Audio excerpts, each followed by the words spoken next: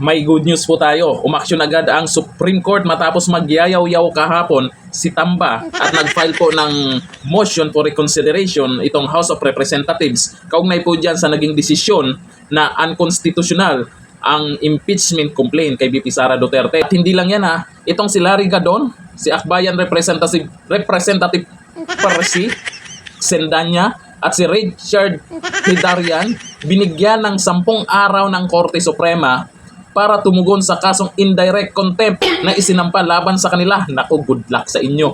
Kasabay na ito, Vice President Sara Duterte at Attorney Israelito Torion pinagkokomento rin ng Supreme Court kaugnay sa motion for reconsideration ng Kamara. Tungkol po dyan, na inatasan ng Supreme Court si Vice President Sara Duterte at abogadong si Israelito Torion na magkomento kaugnay ng motion for reconsideration na inihain kahapon lamang ng House of Representatives, ay mukhang magandang balita po para sa atin yan. Kasi umaksyon na kaagad sila para naman makapag-desisyon kaagad itong Supreme Court. Malamang mga susunod na araw, may desisyon agad yan. Babaliktad kaya ang naging unang desisyon ng Supreme Court? Nako, para sa akin, malabo pa sa sabaw ng pusit yan. Tsaka siguro naman, hindi takot po yung mga Supreme Court justices po natin sa sinasabi or banta di umano ni Tamba.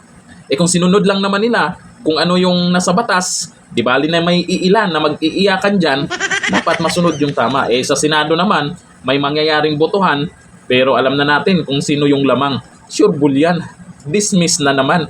May mag-iiyakan na naman. Wala na, huwag nyo nang ipilit pa. Di ba? Masyado kayong atat na mapa-impeach si VP Sara. Waiting muna. Next year, pwede kayong mag-file ng impeachment complaint ulit, di ba? February, o pagpasok ng 2026, February, o pwede kayong mag-file ng impeachment complaint kay VP Sara Duterte.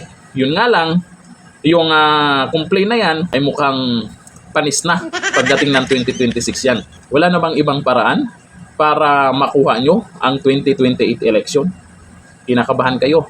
Hindi nyo talaga papayagan na si VP Sara o isang Duterte, at alam natin si VP Sara walang magiging katapat yan. Maniniwala ba kayo dun sa sinasabi ni Trillanes na ang pinakamalakas na magiging katapat ni VP Sara ay si Rizal Ontiveros? Naku po, watamidong.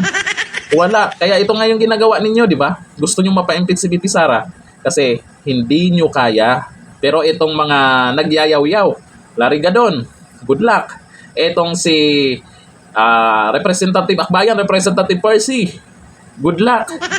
Itong si Richard Hidarian, ay isa din sa maingay yan, good luck. Ayan na, sumagot na kayo dyan sa korte. Kawawa naman. Sila'y kinakabahan resulta ng kanilang pagyayaw-yaw para lang mapa-impeach si VP Sara. Bandang huli, sila ang iiyak pala. Nako, ayon po dito kay Lilan Parba, I believe the SC will reject House of Representatives motion for reconsideration. Oy. Sabi ni Aida Libaw, hindi babaliktad ang Korte Suprema. Hindi sila sulsulin at may tamang pag-iisip na ayon sa tamang batas. Ay malamang yun talaga yung masusunod dyan. Malinaw naman na minamadali nila masyado. Masyado kasi kayong atat. Dapat dinaan nyo sa tamang proseso, hindi yung gigil na gigil kayo. Dapat sana makalusot yan. Wala na masyado kayong excited, mapa-impeach si VP Sara Sabi ni Lisa Tanaka, hindi na mababago dahil matuwid ang naging desisyon nila. Masusi nilang sinuri. Kaya maniniwala ako kung ano ang napagdesisyonan final na po. Sabi ni Nensky, talo na ang mga salungat mga lalay.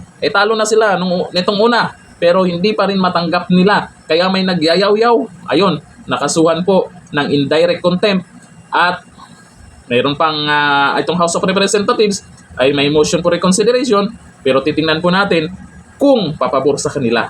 Mukhang mga susunod na araw, may desisyon agad yan. Kasi ngayon, may action agad ang Supreme Court tungkol dyan. Abangan kung sino ang mag-iiyakan. Hanggang dito na lang. Thank you. Bye-bye.